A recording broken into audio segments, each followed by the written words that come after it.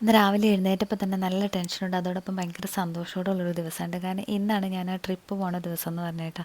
അപ്പോൾ തലേ ദിവസം കുറേ പണികളൊക്കെ ചെയ്ത് വച്ചിട്ടൊക്കെയാണ് കിടന്നതെങ്കിൽ ഇന്ന് പോയാൽ നാളെയാണ് തിരിച്ചു വരുള്ളൂ. അപ്പോൾ അതുകൊണ്ട് തന്നെ കുറേ കാര്യങ്ങൾ ചെയ്ത് വെച്ചിട്ട് പോകാനൊക്കെ ഉണ്ട് കേട്ടോ. കാരണം ഇവിടെയുള്ളവർക്കൊക്കെ ഭക്ഷണവും കാര്യങ്ങളൊക്കെ ഉണ്ടാക്കി ഒതുക്കി പെറുക്കിയൊക്കെ വെച്ചിട്ട് വേണ്ടേ പോകാനായിട്ട്.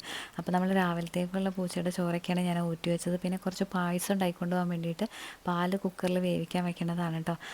പിന്നെ വൈകുന്നേരത്തേക്കും നാളെ രാവിലത്തേക്കുള്ള പൂച്ചയ്ക്കുള്ള ചോറും പിന്നെ മനുഷ്യന്മാർക്ക് ഇവിടെ ഉള്ളവർക്കുള്ള ചോറും ഒക്കെ അടുപ്പത്ത് വെച്ചതിന് ശേഷം കുറച്ച് വെള്ളമൊക്കെ കുടിച്ചു. പിന്നെ നമ്മൾ ചായക്ക് വെച്ചതാണ് കേട്ടോ. ഈ ചായപാത്രം ഞാൻ കല്യാണം കഴിഞ്ഞ് വരുന്ന ആൾ പോലെ ഇവിടെ ഉള്ളതാണ്. അപ്പോൾ പിന്നെ ഉപയോഗമുള്ളൊരു സാധനം ഞാൻ അങ്ങനെ ഭംഗി പോയാലും കളയാറില്ല കേട്ടോ. പിന്നെ നമ്മുടെ ബീട്രൂട്ട് സ്ക്വാഷ് കഴിഞ്ഞ ദിവസം ഉണ്ടാക്കിയത് അത് കുപ്പിയിലാക്കി വെച്ചതാണ് കേട്ടോ. പിന്നെ നമ്മുടെ ഗ്രീൻ പീസ് കറിക്കുള്ള ഗ്രീൻ പീസ് ഉപ്പും മഞ്ഞളൊക്കെ ഇടാൻ ഞാൻ മറന്നുപോയി വെപ്രാളത്തിൽ. അപ്പോൾ രണ്ടാമത് തുറന്ന് വീണ്ടും ഇട്ട് അതും വേവിക്കാൻ വെച്ച് അതിനുശേഷം നമ്മുടെ ഏലക്കയുടെ തൊണ്ടൊക്കെ കളഞ്ഞ് ഞാൻ ഇന്നലെ രാത്രി വെച്ചിട്ടുണ്ടായിരുന്നു. അപ്പോൾ പായസത്തിലേക്ക് വേണ്ട ഏലക്കയും വറുത്ത് പൊടിച്ച് വെച്ച് പിന്നെ നെയ്യിൽ നമ്മുടെ അണ്ടിപ്പരിപ്പും മുന്തിരിയൊക്കെ വറുത്ത് കോരി എടുത്തു കേട്ടോ. അപ്പോൾ തീ ഓഫ് ചെയ്തതിന് ശേഷം ചെയ്യുകയാണെങ്കിൽ കരിഞ്ഞ് പോകാതെ നമുക്ക് വെപ്രാളമൊന്നും കൂടാതെ തന്നെ ആക്കിയെടുക്കാൻ പറ്റും കേട്ടോ ഈ അണ്ടിപ്പരിപ്പും മുന്തിരിയൊക്കെ.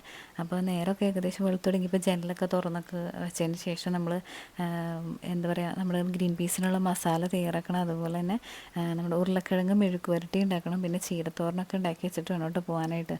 അപ്പോൾ അതിൻ്റെ ഇടയിൽ ഇന്നലത്തെ കുറച്ച് പാലിരിക്കണ്ടേ. അപ്പോൾ ഞാനതിവിടെ വച്ചിട്ട് പോയാൽ ചിലപ്പോൾ ഇവിടെയുള്ളവർക്ക് പഴയ പാലും പുതിയ പാലൊന്നും അറിയില്ല.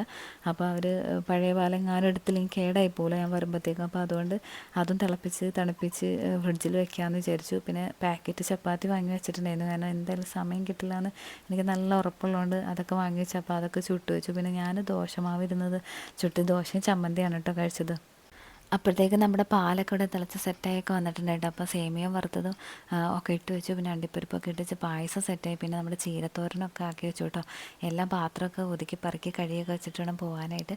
അപ്പോൾ പായസവും ടിന്നിലൊക്കെ ആക്കി. പിന്നെ ഇത് മാമ്പഴത്തിൻ്റെ ജാമാണ്. അപ്പോൾ വരുന്നത് അനിയത്തിമാരും കുട്ടികളൊക്കെ ആയതുകൊണ്ട് തന്നെ അവർക്ക് മാമ്പഴവും അല്ല ബ്രെഡും ജാമൊക്കെ കൊണ്ടാകാമെന്ന് വിചാരിച്ച് അതൊന്ന് ഓവനിൽ വെച്ചൊന്ന് സെറ്റാക്കിയിട്ട് എടുക്കാമെന്ന് വിചാരിച്ചിട്ട്. അപ്പോൾ നല്ല ടേസ്റ്റാണ് കേട്ടോ. അപ്പോൾ അങ്ങനെ അതൊക്കെ പീസാക്കി അതും ബോക്സിലൊക്കെ ആക്കിയൊക്കെ വെച്ചു. പിന്നെ എല്ലാവർക്കും ഫുഡ് കൊടുക്കലും ഒക്കെ കഴിഞ്ഞതിന് ശേഷം അടുക്കള ഒതുക്കിയിട്ടാണ് കേട്ടോ ഞാൻ റെഡി ആവണത്.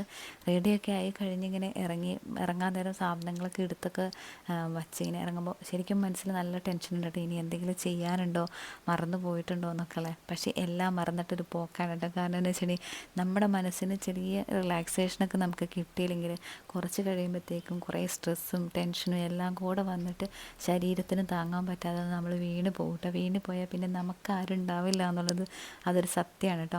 പിന്നെ ഈ ഡ്രൈവിംഗ് ഒക്കെ പഠിച്ചുകൊണ്ട് എവിടെയും പോകാനും ഒക്കെ ഒരു ധൈര്യം കിട്ടി. ബാക്കിയുള്ള വീഡിയോസ് പിന്നെ ഇടാം കേട്ടോ.